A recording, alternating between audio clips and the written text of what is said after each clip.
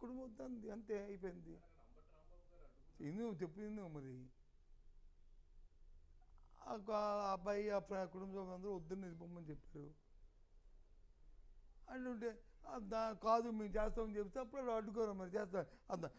అది పద్మనాభం గారి అభిమానం కానీ పద్మనాభం గారి మన ఆత్మశాంతి కానీ ప్రతి వాడు దాన్ని ఆటంకి వద్దు అని చెప్తున్నప్పుడు ఎందుకు చేస్తారండి మీరు ఎంత పడతారు అంతే. ఎస్ చెప్తాను కదా, కుటుంబ సభ్యులు వద్దని తర్వాత నువ్వు ఉన్నాయి. నీకు తెలుసా మనం మా విజయనగరంలో అప్పుడు ఎంపీగా ఉండేవారు ఎవరు పరిధినాయుడు గారు,